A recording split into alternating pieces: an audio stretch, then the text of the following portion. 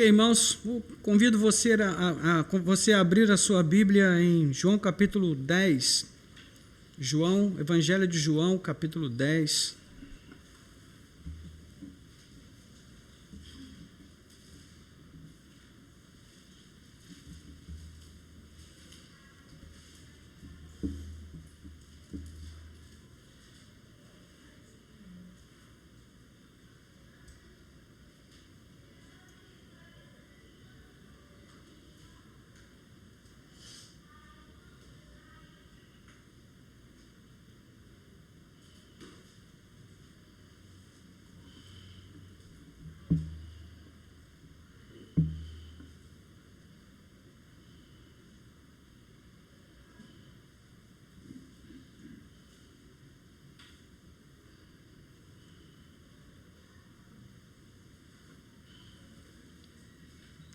Chegou lá? Não vou ler ainda o texto, daqui a pouco vamos ler. Gostaria de recitar aqui uma pequena poesia que tem a ver com nossa reflexão dessa noite. Então peço que você ouça com atenção, fugindo um pouco das nossas características no nosso culto de Páscoa. Então, vamos lá.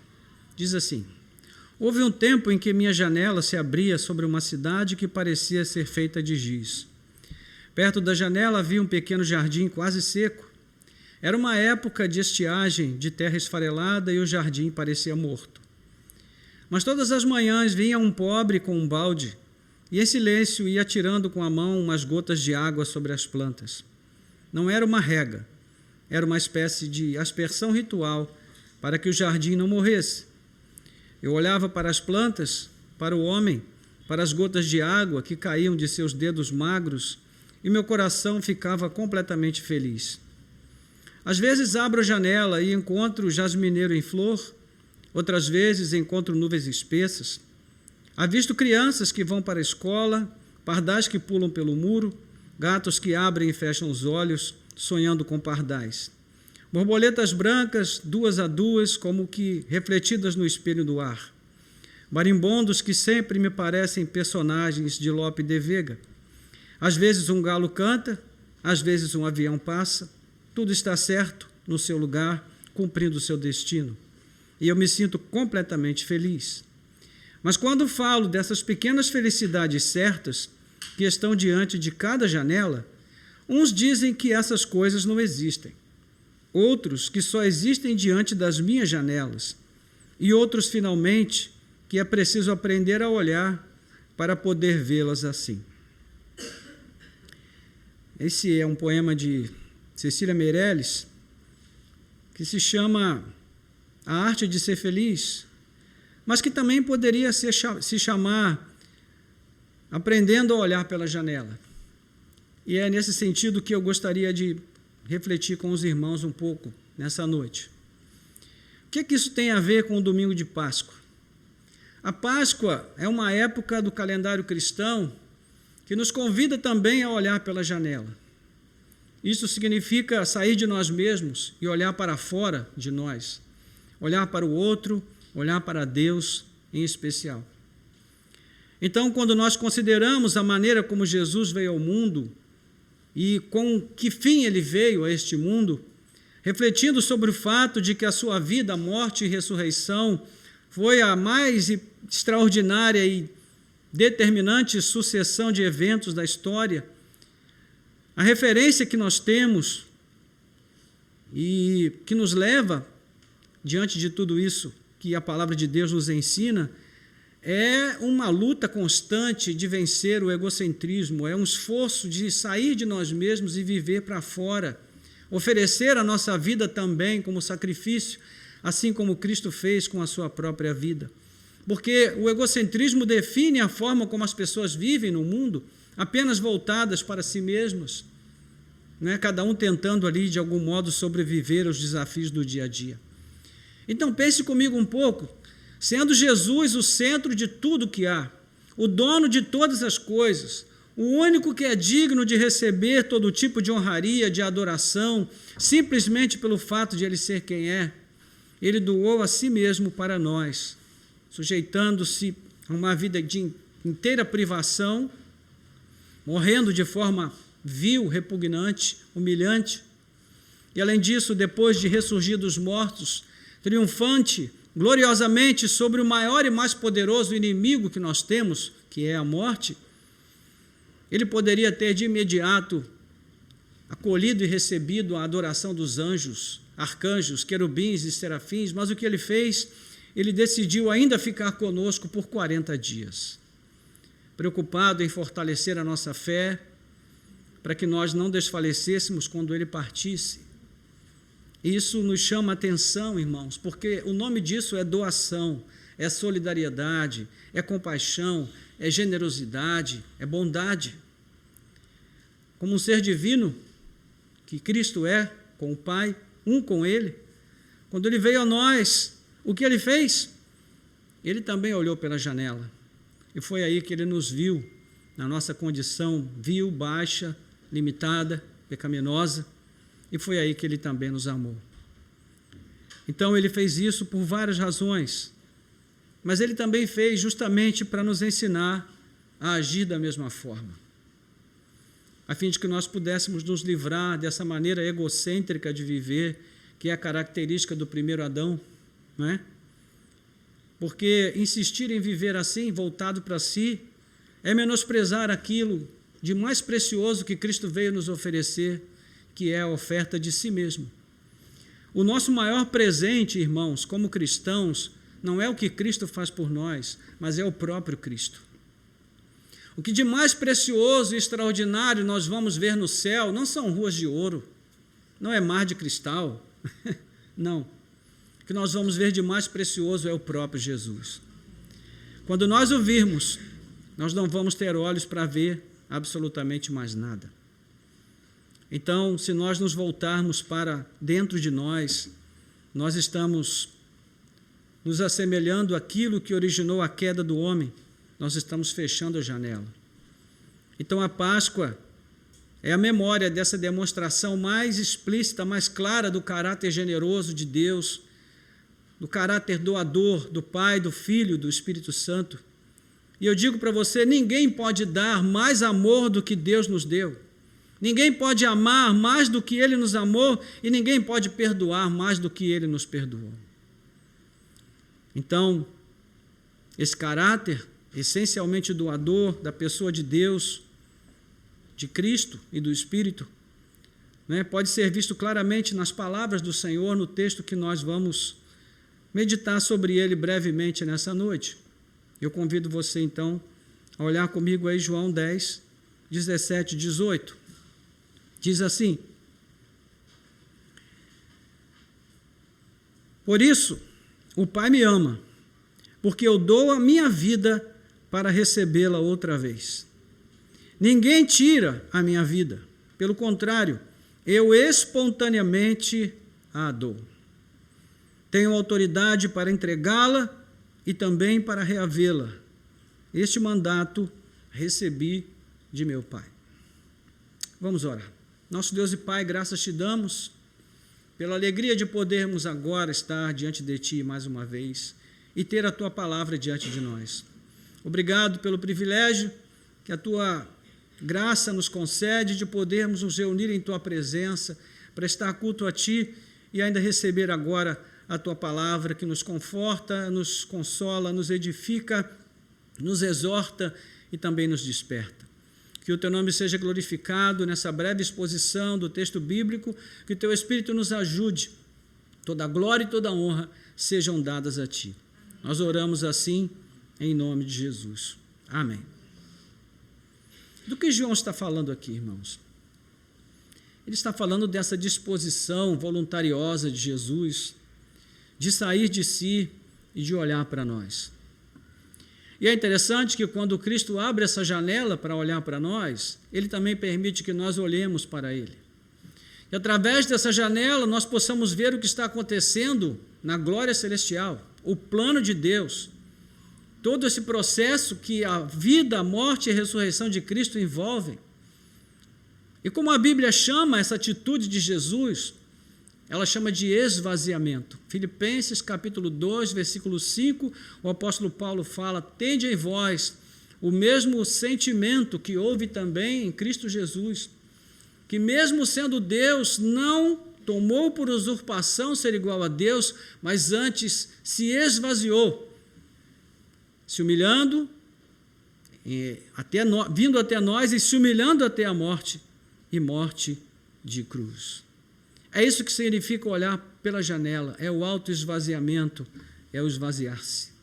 Assim como na poesia, para muitos isso é uma bobagem, mas para outros que têm a percepção, vão entender que para a gente fazer isso, a gente precisa aprender a olhar pela janela, a sair de nós mesmos, do nosso ego, tirar os nossos olhos do nosso umbigo e olhar para a beleza da vida, para a necessidade dos outros, para a história de outros, para outros cenários além dos nossos, para outras possibilidades e oportunidades.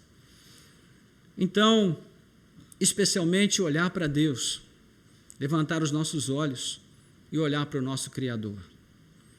E nós vamos deixar um pouquinho essa metáfora de lado por enquanto, para entender o ambiente do nosso texto. É muito importante entender o que está acontecendo aqui no enredo de João. Tem um longo texto de controvérsia envolvido e tudo começa no capítulo 9. Ali você vai ver logo no primeiro verso que havia um jovem cego de nascença e então Jesus se encontra com ele. E quando surge a figura daquele jovem, os discípulos logo perguntam para Jesus: Senhor, quem pecou para que ele nascesse desse jeito, ele ou seus pais? E Jesus diz para eles: nem ele nem seus pais pecaram, ele nasceu assim para que na sua vida se manifeste a glória de Deus. E ali Jesus já nos ensina que esse nosso reducionismo de achar que todo mal é fruto do pecado, que todo mal vem do diabo, é totalmente descabido e antibíblico, porque existe muito mais coisa que pode trazer luta, dificuldade, enfermidades, problemas para nós, do que simplesmente o céu e o inferno. Irmãos, muitas vezes as lutas que passamos são instrumentos de Deus para nos curar, para nos restaurar, para nos ensinar. Então o texto é muito rico e ele já começa com essa lição importante, mas ele segue, porque Jesus vai curar o homem de uma maneira extraordinária. E quando as autoridades religiosas, fariseus e saduceus, tomam conhecimento disso, eles começam a investigar com a intenção de ter do que acusar Jesus, e ali então são tomadas providências, né? E eles também são possuídos de um grande ciúme, porque cada vez mais o povo se convence que Jesus é Deus, que ele realmente é quem diz ser, que ele está operando milagres e Deus operando por meio dele. Então isso representava uma afronta àqueles religiosos, porque eles achavam que só eles podiam curar, só eles podiam perdoar pecados, só eles podiam falar com as pessoas como representantes autorizados de Deus, agir em nome de Deus. Então, a situação é essa, e no fim das contas, o rapaz acaba sendo expulso da sinagoga. E Jesus acusa os líderes judeus de estarem cegos espiritualmente, preocupados apenas em manter a sua influência e o seu poder de manipulação sobre a vida do povo simples, ou seja, estão fechados em si mesmos, estão com as suas janelas da alma fechadas. E, enfim, Jesus diz que eles agem como os maus pastores, que ao invés de alimentar o povo, de apacentar o povo com a genuína palavra de Deus, com o preceito e com o exemplo, eles se alimentam da ingenuidade e da ignorância das suas ovelhas. E tudo para manter o quê? O seu status, a sua posição social, as benesses e privilégios que eles tinham, então à custa do cabresto religioso, do sofrimento do povo. Por isso, é cabida a atitude de Jesus em relação a eles, e é muito própria a repreensão, e por isso eles trabalham com esse pensamento: se não anda conosco, se não faz como nós fazemos, vamos expulsar. É mais fácil expulsar uma ovelha do que cuidar dela. E como Jesus reage? Ele se volta para o povo e começa a mostrar quem é o verdadeiro e bom pastor. Já dissemos aqui várias vezes que essa passagem está no contexto de Ezequiel 34, onde o profeta ordena aos falsos pastores de Israel, né, que eles se arrependam, porque eles estavam ali apenas para usufruir da gordura das ovelhas. E é difícil imaginar que Jesus não tenha esse texto em mente quando ele começa a propor essa comparação. Então, os mestres de Israel são como ladrões e salteadores. Eles forçam passagem para entrarem à frente das ovelhas, enquanto o bom pastor, Jesus, é aquele que entra pela porta do aprisco, porque ele conhece as ovelhas e as ovelhas o conhecem. Ele é o pastor legítimo. Então, ele tem essa relação próxima com as suas ovelhas, e nessa perspectiva, a ilustração chega ao auge quando Jesus mostra até que ponto vai o comprometimento do verdadeiro pastor com as suas ovelhas. Ele é capaz de dar a sua vida por elas. E aqui, é óbvio, Jesus está anunciando o seu martírio na cruz.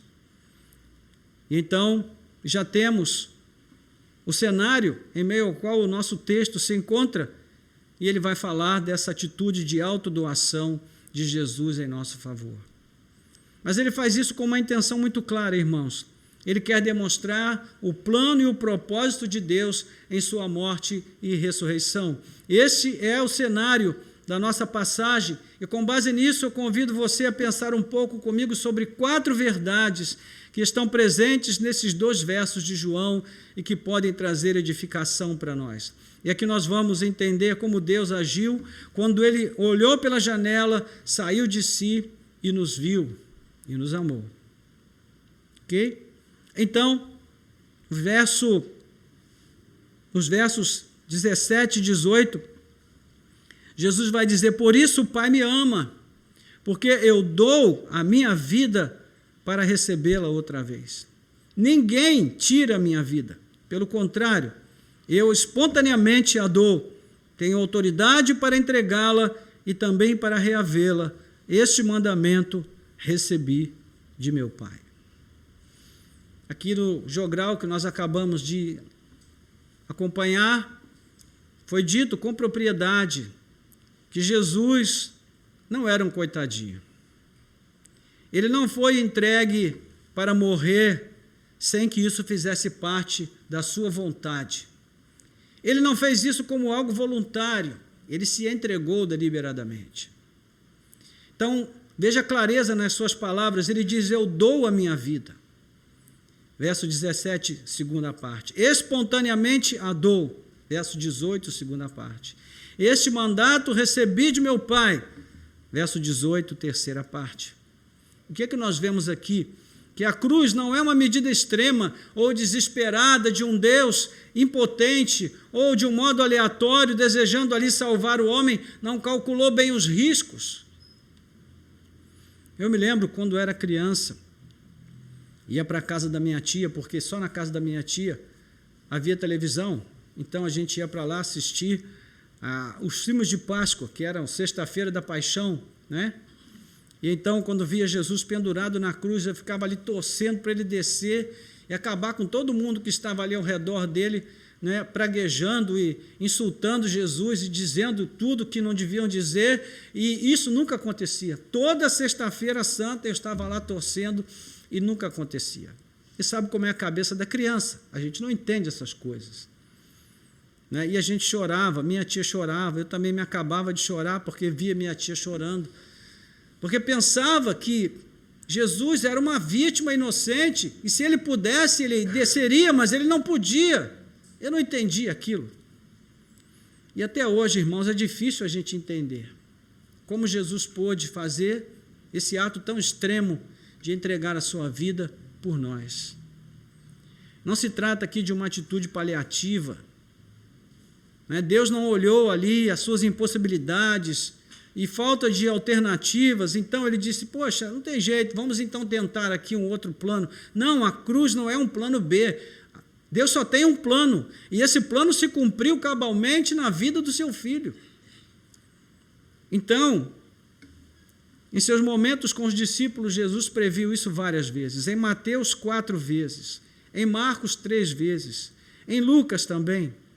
São os anúncios da paixão, e depois você pode conferir isso em vários textos bíblicos. Eu cito aqui, por exemplo, Mateus 20, 17 e 19, Marcos 10, 32, 34, Lucas 18, 31 a 34. Além desses aqui, existem vários outros momentos, mas tudo isso sustentou que era conveniente que a paixão de Cristo acontecesse, fazia parte do processo. Eu não ensaiei nada com o Campos, mas na leitura inicial, ele também mostrou que Cristo, começando com Moisés e os profetas, disse tudo o que constava sobre ele nas Escrituras, e isso envolvia a sua morte, como também a sua ressurreição. Então, tudo isso havia sido predito no passado. Mas é claro, irmãos, que ninguém entendeu. Afinal, os corações dos ouvintes estavam aprisionados pelo egoísmo, não é, de satisfazer somente os seus próprios interesses, onde ninguém queria doar nada, apenas receber. Então, sim, a autodoação de Jesus fazia parte de um plano.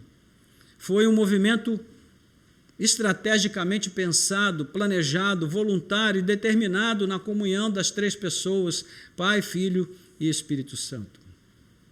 A segunda afirmação importante, segunda verdade que nós vamos ver aqui no texto, é que essa doação faz parte do caráter de Deus Pai, do Filho e do Espírito Santo, porque o amor que é partilhado entre as pessoas da Trindade se alimenta dessa doação e dessa generosidade.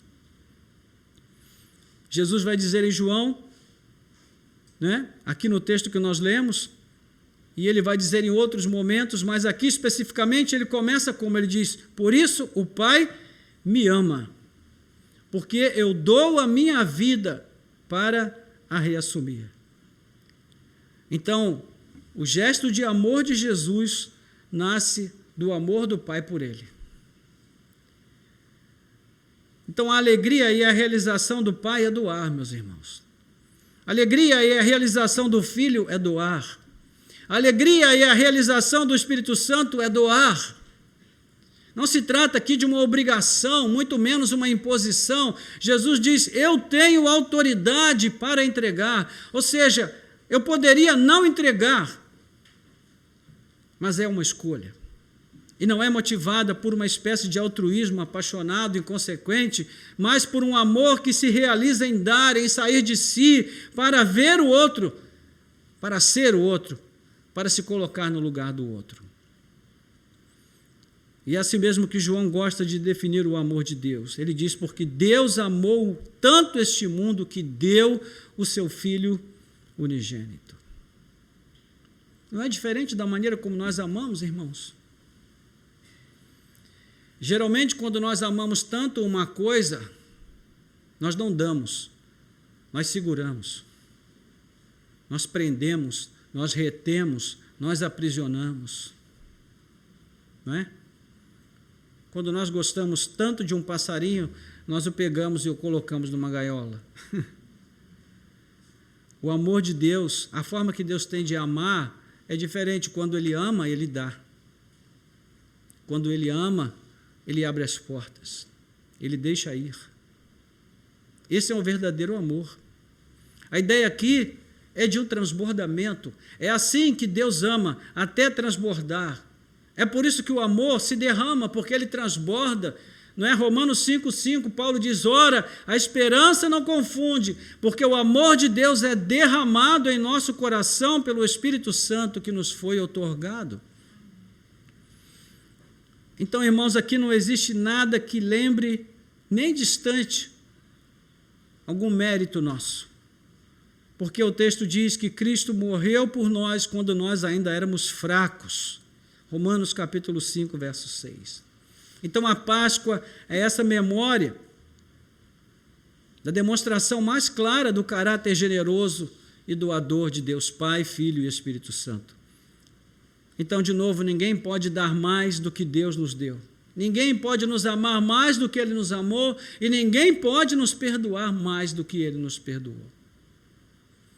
Agora, esse amor incondicional exige também a rendição incondicional daqueles que querem viver à sua sombra. E aqui há um problema, irmãos. o ser humano é um ser em queda. E veja bem, nós não caímos apenas lá no Éden, quando os nossos primeiros pais pecaram. Desde lá, nós estamos caindo sempre. A gravitação universal nos afeta também, e principalmente no aspecto moral, nós estamos sempre caindo. Então, quando nós olhamos para a realidade humana e vemos tanta tragédia nesse mundo, tanta desgraça sendo provocada pela maldade dos homens, meus irmãos, isso não deveria nos surpreender, porque cair, de fato, é do homem. Pertence ao homem. A boa notícia é que Deus resolveu esse problema, e como Ele fez, Ele decidiu livremente, movido apenas por seu amor, interromper essa queda livre. E por que meios? Por meio da cruz. O que isso quer dizer, pastor? Que esse Deus doador escolheu não condenar o que já estava condenado. Por isso, João, no capítulo 3 do seu evangelho, vai dizer que Cristo veio ao mundo não para condenar o mundo. Por quê? Porque o mundo já está condenado.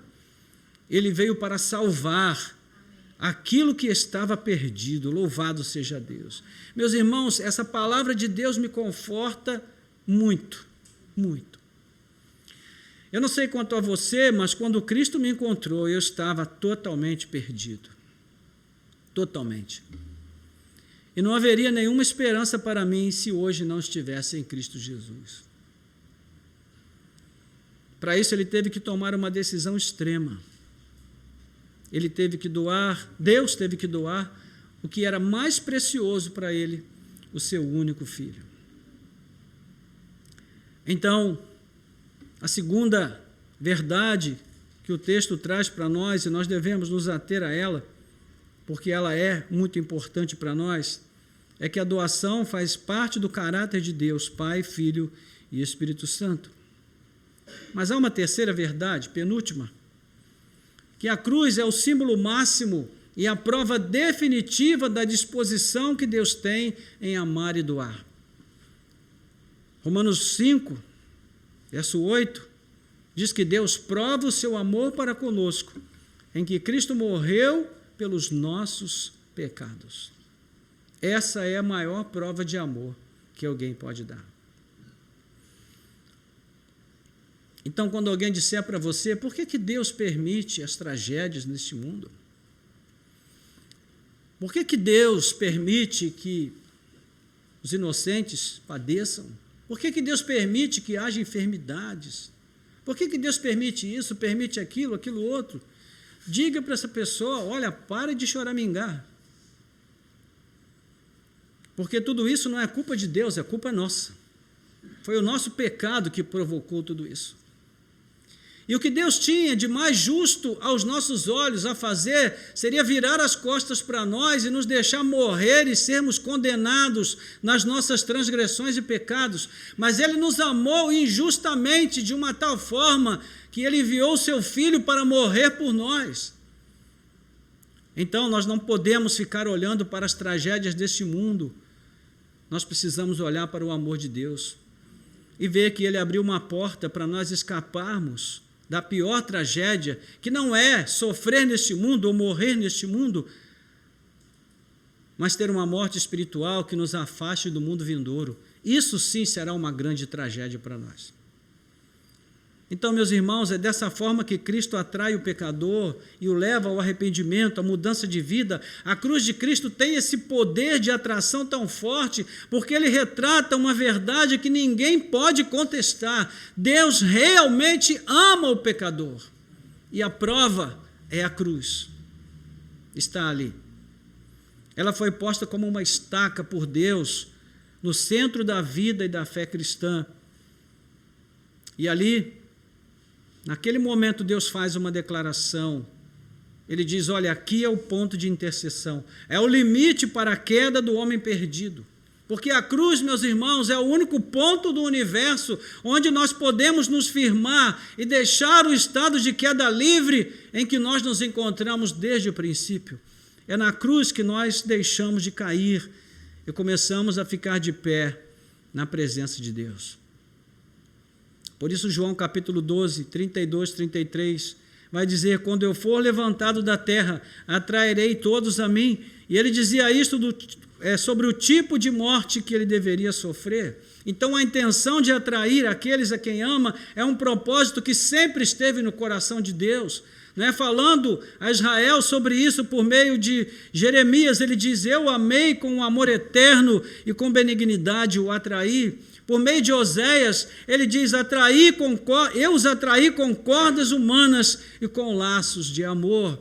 Então Deus está sempre buscando nos atrair. Por quê? Porque nós estamos sempre buscando fugir dele, nos separar dele.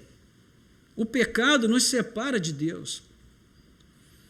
Isso nos faz pensar, irmãos, sobre a necessidade de compreendermos as implicações do chamado de Deus. É que nós já estamos caminhando para a conclusão da nossa reflexão.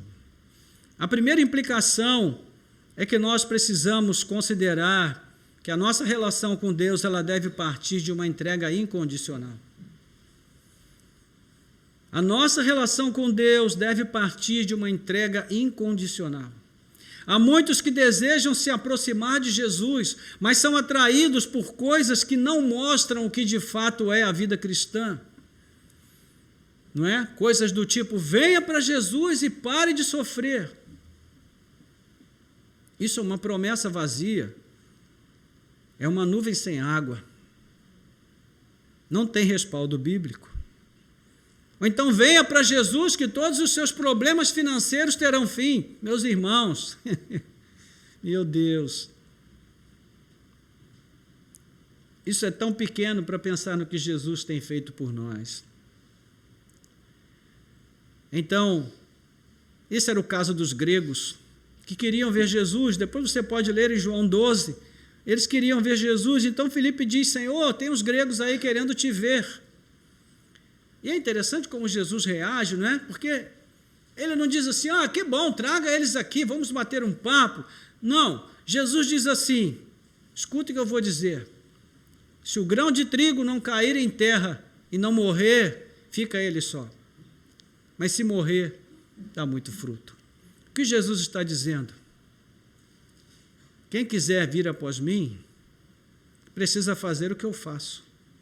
Precisa entregar a sua vida. Precisa morrer para si mesmo. Precisa abrir a janela e olhar para fora de si, olhar para Deus, olhar para a glória, olhar para Cristo, olhar para a cruz. Esses gregos que buscavam Jesus, o apóstolo Paulo vai dizer em Atos 17, 21, que eles eram aquelas pessoas que se ocupavam das últimas novidades. Como eu já falei aqui uma vez, né, os gregos são aqueles que inventaram as redes sociais. Eles gostavam de ouvir sobre as últimas novidades. Estavam sempre ali, né, nos seus smartphones de pedra, olhando ali as novidades, as últimas novidades da semana, os últimos vídeos, enfim. São pessoas que se interessavam por tudo e por nada. Viviam em uma espécie de religião filosófica, especulativa, teorizando tudo, mas nunca assumindo nada. E há muitas pessoas que tratam Cristo desse jeito. Por isso ele deixou claro que o foco, o centro de atração dos seus seguidores deveria ser a sua cruz. Uma entrega incondicional de suas vidas a Ele. A cruz é o ponto central dessa entrega, porque sem a cruz o homem está fadado a permanecer em queda livre, meus irmãos, dentro ou fora da igreja, agora e na eternidade. Então não dá para a gente entregar a nossa vida mais ou menos a Jesus. Ou com Ele a gente ajunta ou espalha. E a segunda implicação é que nós precisamos entender que devemos amar como somos amados. Além dessa questão no tocante a Cristo, nós temos ainda a questão relacionada ao nosso semelhante. Em João 12, 15, 12, Jesus vai dizer: o mandamento que eu lhes dou é este, que vos ameis uns aos outros, assim como eu vos amei. Qual é a dificuldade aqui para nós? É o padrão. Ele diz: amem uns aos outros, assim como eu amei vocês. Como entender isso? Como Cristo nos amou, o seu amor por nós o levou à cruz. Foi um amor dedicado, um amor de rendição, de entrega sacrificial. Então nós só poderemos amar de verdade, meus irmãos, se nós tomarmos também a nossa cruz. Por quê? Porque do contrário nós amamos mal, ou não amamos. Nós rejeitamos a cruz e por isso amamos mal. E ao tomarmos a cruz, então, nós conseguimos chegar à posição que precisamos para ver o outro, para ver as necessidades do outro e para conseguir amá-lo, né? Não como quando ele for como nós queremos, mas amá-lo como ele é. Porque nós temos esse jeito de amar. Esse é o nosso jeito mais característico de amar. Nós amamos as pessoas que concordam conosco. Nós amamos as pessoas que se dão ao trabalho de se tornarem o que nós queremos que elas sejam, mas se elas não fazem isso, então nós não conseguimos amá-las. Então eu digo para você, esposa, ame o seu marido pelo que ele é, não pelo que você quer que ele seja. A você, marido, ame a sua esposa pelo que ela é e não pelo que você quer que ela seja. Você que é pai, ame seus filhos pelo que eles são e não pelo que você espera deles. Você que é filho, ame seus pais pelo que eles são e não pelo que eles puderem vir a ser dentro das suas expectativas. Porque esse é o jeito que Deus nos ama, irmãos. Ele nos amou ainda quando nós éramos seus inimigos. Então a Páscoa é um tempo de oportunidade, de reflexão sobre a necessidade de nós nos voltarmos a uma vida sacrificial e menos artificial. Deus não deseja que nós desprezemos o nosso ego. Pelo contrário, Ele quer que nós nos amemos. Mas não a ponto de fazermos de nós mesmos ídolos, de nos amarmos de tal forma que nós só nos importamos conosco. É isso que a Páscoa tem a nos dizer. Saia de si mesmo, olhe ao seu redor, abra a janela. Então, por fim, última verdade, a ressurreição de Cristo nos ensina, irmãos, que a vida na ressurreição só pode acontecer com aqueles que primeiro morreram, para depois ressuscitar. Jesus não falou apenas sobre a sua autoridade para entregar a vida, ele também falou sobre possuir autoridade para reavê-la. Ele diz, eu a dou, mas eu vou reavê-la. O Pai não lhe deu mandato apenas para morrer por nós, mas também para voltar à vida. Não é? Do que o texto está falando? A ressurreição. O Filho de Deus não poderia mesmo ser retido pela morte e permanecer na sepultura. Veja que texto belíssimo do apóstolo Pedro em Atos capítulo 2, 22 a 32. Ele diz, israelitas, escutem o que vou dizer. Jesus o Nazareno, homem aprovado por Deus diante de vocês com milagres, prodígios e sinais, os quais o próprio Deus realizou entre vocês por meio dele, como vocês mesmos sabem, e este, conforme o plano determinado e a presciência de Deus, vocês mataram, crucificando por meio de homens maus. Os homens são maus, mas a morte é o propósito de Deus. Soberania divina e responsabilidade humana. Porém, Pedro continua, Deus o ressuscitou, livrando da agonia da morte, porque não era possível que fosse retido por ela. Porque Davi fala a respeito dele, dizendo, eu sempre via o Senhor diante de mim, porque Ele está à minha direita para que eu não seja abalado. Por isso o meu coração se alegra e a minha língua exulta. Além disso também, a minha própria carne repousará em esperança, porque não deixarás a minha alma na morte, nem permitirás que o teu santo veja a corrupção. Fizeste-me conhecer os caminhos da vida e me encherás de alegria na tua presença. Pedro está citando o Salmo 16. E ele conclui, irmãos, permitam-lhe falar-lhes claramente a respeito do patriarca Davi. Ele morreu e foi sepultado, e o seu túmulo permanece entre nós até hoje. Sendo, pois, profeta e sabendo que Deus lhe havia jurado que um dos seus descendentes se assentaria no seu trono, prevendo isto, referiu-se à ressurreição de Cristo, que nem foi deixado na morte, nem o seu corpo experimentou corrupção. Deus ressuscitou este Jesus e disso todos nós somos testemunhas. Louvado seja Deus. Jesus ressuscitou e não podia ser diferente. João capítulo 5, verso 26, ele diz: assim como o Pai tem vida em si mesmo, ele deu ao Filho o poder de ter vida em si mesmo. Ele é a própria vida. Ele tem vida em si. João capítulo 11, versículo 25, Jesus vai dizer ainda: eu sou a ressurreição e a vida. Aquele que crê em mim, ainda que esteja morto, viverá. Ou seja, ele é a própria vida. Que vemos aqui, irmãos, que a cruz não é o nosso ponto final, muito menos a morte. Quando nós morremos espiritualmente em Cristo, nós começamos a experimentar de uma forma bem restrita, bem resumida, o que é a vida eterna. De que maneira, ao ressuscitarmos com Ele também, da mesma forma que nós ressuscitamos com Ele espiritualmente, um dia nós vamos ressuscitar com Ele literalmente, fisicamente, e aí desfrutaremos da eternidade de modo pleno. Então, queridos irmãos, não é difícil receber a aprovação das pessoas quando nós falamos sobre isso, sobre a possibilidade e a necessidade de nós ressuscitarmos. O problema é quando falamos sobre tomar a cruz. A questão é que não pode haver ressurreição sem morte. Não pode haver exaltação sem humilhação, não pode haver glória sem cruz. E o mandato do Pai para o seu Filho amado é o mesmo mandato do Filho para nós: tome a sua cruz. O apóstolo Paulo nos ajuda a entender isso em Romanos 6, onde ele fala sobre a conexão que existe na vida cristã entre morrer com Cristo e ressuscitar com Ele. Veja que o texto é muito, muito claro.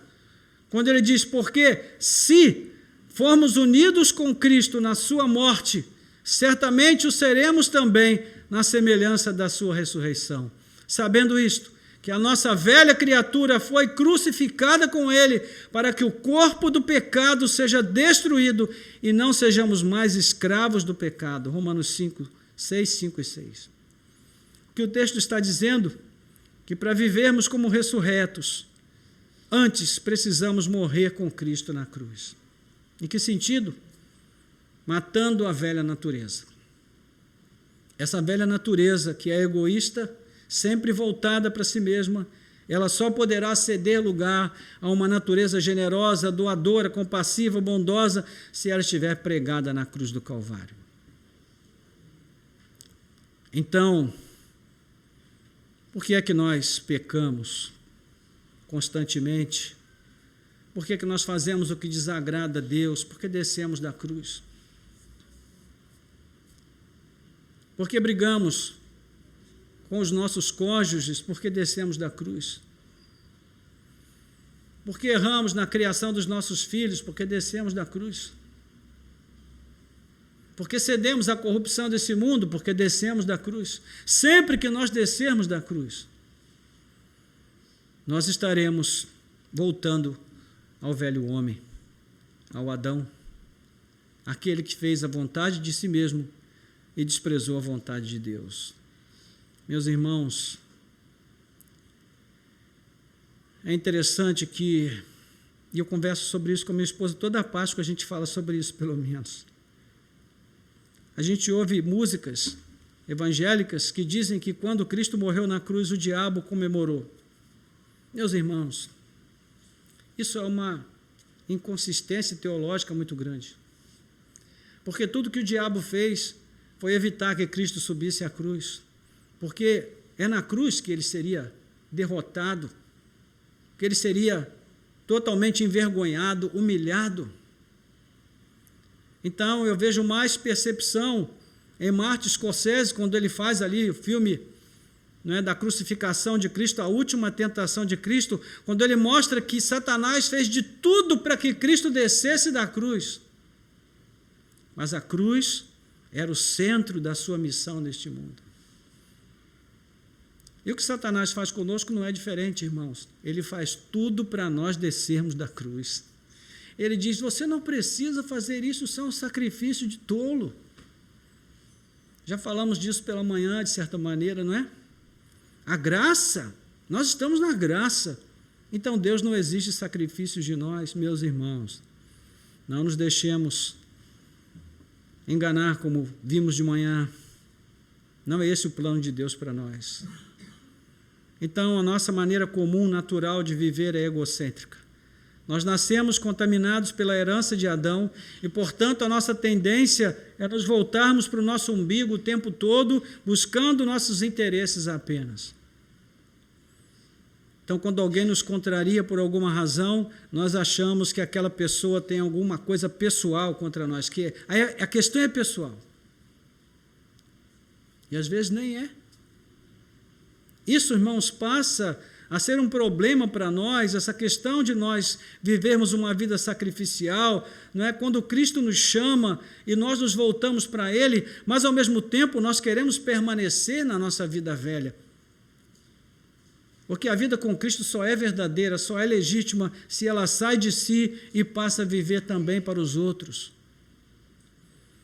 Esta é a grande mensagem da Páscoa, o sacrifício, a entrega e a vida nova.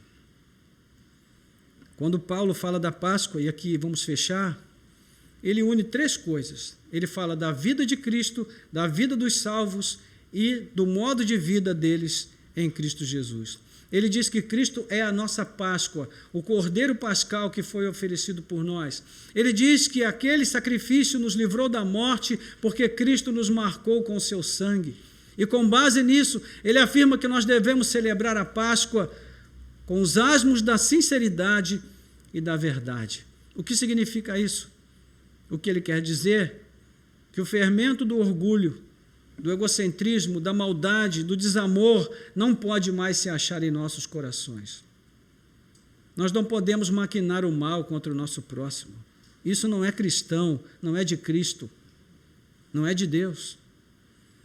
A vida nova com Jesus é uma vida partilhada, meus irmãos, é uma vida de doação, de entrega, de sacrifício por causa da comunhão que nós temos com o Senhor e com os nossos irmãos. Então é um caminho de compaixão, de graça, é um caminho de amor, de bondade. Então eu digo para você, a Páscoa é tempo de sair e olhar pela janela.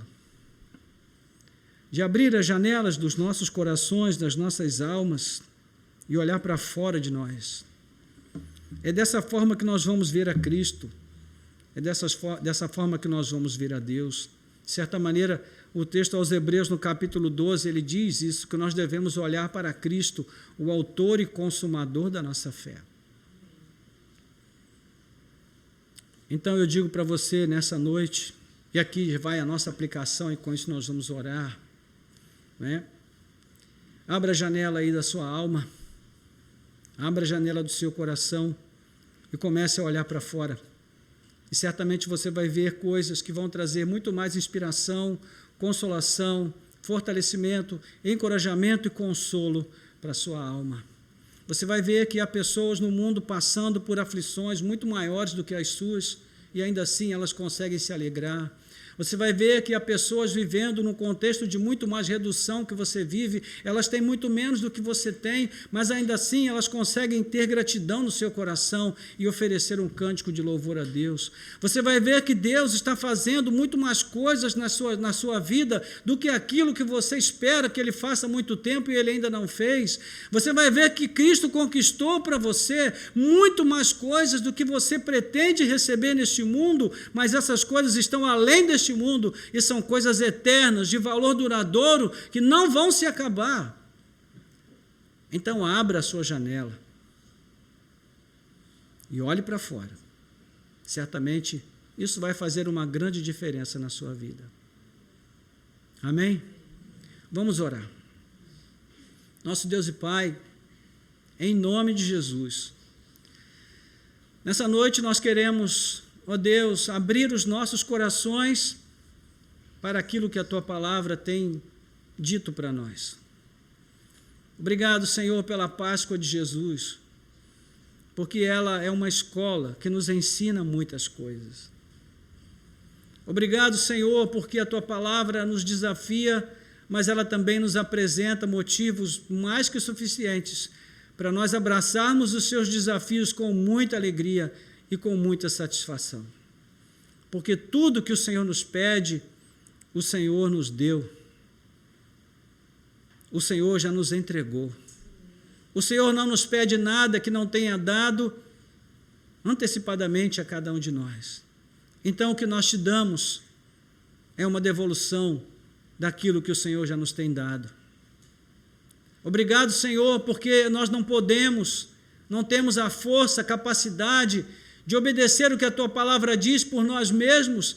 Então, o Senhor enviou o Teu Espírito para agir dentro de nós, para nos conceder os dons, os talentos, as capacitações que precisamos para fazer aquilo que o Senhor nos manda fazer. Ai de nós, ó Deus, se dependesse da nossa força, do nosso poder, porque nós não temos força e nem poder. Só o Senhor tem. E é por isso que nós precisamos de Ti, Senhor. Suplicamos que nessa noite o Senhor nos dê o poder e a força, a determinação e a disciplina de abrirmos as janelas dos nossos corações, das nossas almas, para olharmos para fora, Senhor, para vermos a Ti, porque o Senhor é o outro mais importante das nossas vidas. O Senhor é o grande outro da nossa história, é aquele outro de quem nós sempre vamos depender, para quem nós sempre devemos olhar, de quem nós sempre vamos receber a força, a inspiração, a direção, a graça, o amor, o cuidado, a provisão, o sustento, a vida, tudo vem das Tuas mãos. E enquanto nós estamos olhando para nós mesmos, Senhor, não podemos ter acesso a nada disso. Quando olhamos para nós, o que recebemos é frustração, é decepção, é fraqueza, é tropeço, engano. E não é isso que precisamos, Senhor. Então queremos olhar para Ti. Mas também queremos olhar para o outro, meu Deus. Olhar para as necessidades que o outro tem.